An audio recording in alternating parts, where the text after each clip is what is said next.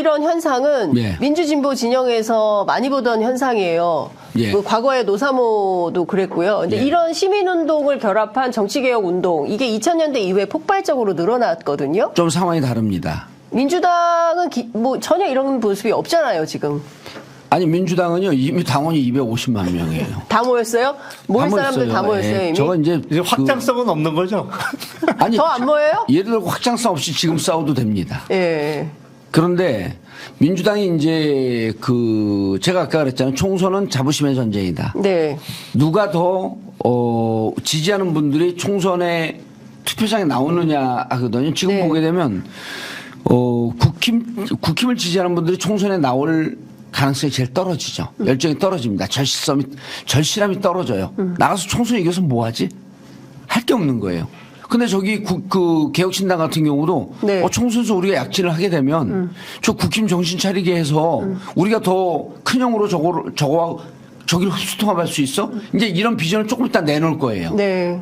지금 아직 안 내놓습니다. 왜냐하면 그럼 기존에 국힘을 지지하는 전통적인 지지자들이 반발을 해요. 그래서 지금 안 내놓습니다. 네. 그래서 제가 미리 얘기를 하면 아마 비전이 우리가 보수를 바로 세우겠다. 그렇기 때문에 이제 질문을 두 개로 가면 네. 그렇기 때문에 이낙연 원칙과 상식 이런 원칙과 상식은 욕심은 나요. 3명의 현역 의원이 있어요. 네. 근데 또 계산을 합니다.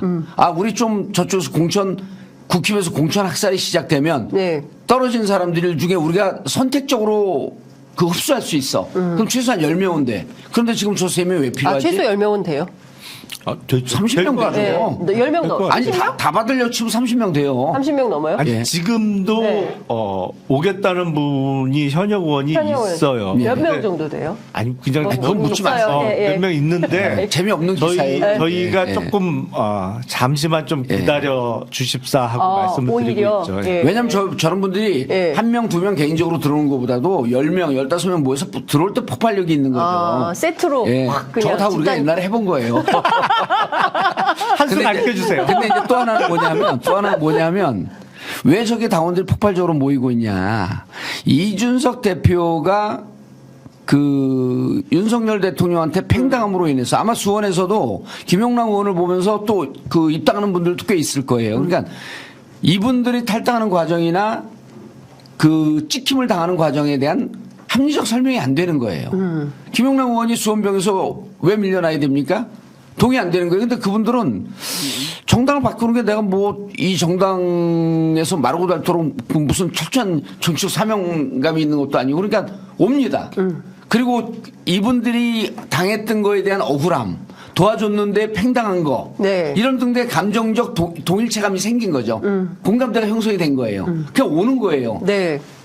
그래서 이분들이 이 지지하는 게 한 10에서 11, 만약에 선거 들어가서 10%가 무너지지 않으면요, 꽤 영향력을 발휘할 거예요.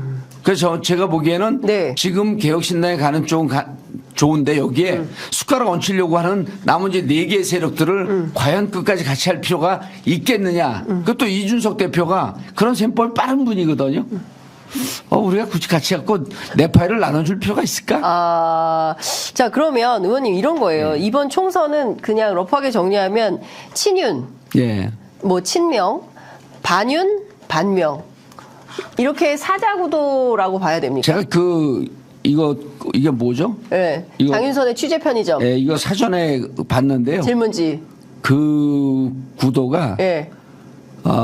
전체 구도가 친윤 대 반윤 구도예요. 전체 구도는. 전체 구도. 예. 예를 들어 개혁신당도 반윤이죠. 예. 그러니까 이 프레임을 짤 때는 이렇게 조각조각하게 되면 국민들 마음은 심플합니다. 윤석열 대통령을 사수하는 쪽과 네. 윤석열 대통령을 반대하거나 이쪽을 심판하는 쪽으로 탁 나눠지는 거죠. 네. 그 안에서 이제 소분이 되는 거죠, 다시. 그럼 그쪽에서 민주당 그룹이냐, 개혁신당 그룹이냐, 네. 아니면 민주당을 이탈한 그룹이냐 하는데 국민들은 여기까지 분석을 하면서 표를 던지진 않습니다. 저희는 사실 네. 친윤 반윤으로 표현을 하면 약간 기분 나빠요. 왜냐면 개혁신당이니까. 저희가 정파예요. 네. 저쪽이 사파고. 구분부도 똑바로 해주세요. 아니 그러니까 제가 그랬잖아요. 네. 그래갖고 네. 국힘이 망가지면 네. 제가 늘 하는 얘기가 국힘이 망가지면 흡수통합하겠다는 거거든요. 안에서 흡수통합하고자 하는 세력이 유승민, 네. 밖에서 흡수통합하자고 하는 세력이 이준석. 딱 그 싸움에 국힘은. 예, 그러면 둘이 나중에 합칩니까? 아니 전제는 이거예요. 네. 국힘은 망가진다. 국힘은 망한다. 예. 근데 그거는 총선 이후에 총선 이후에. 성적표를 받아본 이후에 예.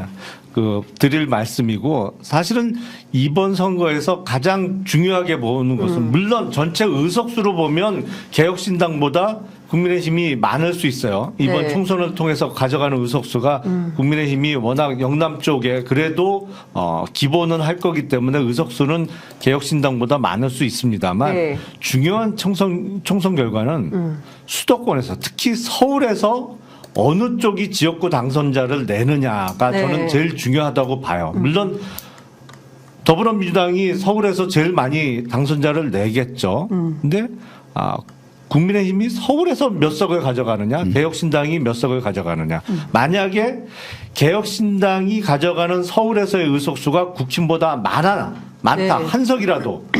그러면 그 이후의 주도권은 개혁신당이 잡는다고 저는 생각합니다. 그러니까 사실 중요한 건 전국 주도권을 누가 쥐고 어떻게 핸들링하느냐 이게 굉장히 중요한데 이재명 대표는 지금 언제부터 좀 당무 복귀하셔서 활동을 하실까요? 많은 분들이 지금은 그래도 제일 큰 야당 지도자는 이재명 대표인데 부산에서 테러 이후에 건강이 생각 외로 생각보다도 많이 좀 안 좋으신 것 같아요. 회복 속도도 늦고 그래서 선거가 이제 한 85일쯤 남았나요? 며칠 남았죠? 그 정도 남은 것 한 같아요. 85일 남고 그러기 16일 때문에 아닌가요? 예. 네. 괜히 지금 드라이브 잘못 걸다가 건강 상하고 막판에 힘 딸리고 그러면 안 되기 때문에 지금 저렇게 좀 슬로우 스텝을 밟는 건 전 괜찮다고 봐요. 네. 선거 85일이요. 예. 무척 많이 남았습니다. 초조하게들 이제 제가 강북을 간다 그러니까 강북 현역 의원이 초조해갖고 이 프라이팬에서 콩 튀듯이 탕탕 튀는데 그러다 지칩니다. 조심하세요. 댓글에 용남이 형 때문에 뉴스공장에서 넘어왔다. 이 뉴스 공장도 야, 이제 제끼나요? 뉴스공장도 제끼는. 하여튼 두 분의 출연이 이렇게 핫합니다. 이걸 전문 용어로요. 침소 봉대한다는 거예요. 무슨 한 명 넘어왔다고 뉴스공장도 제낀다고. 가능성이 있잖아요. 좀 밀어주세요.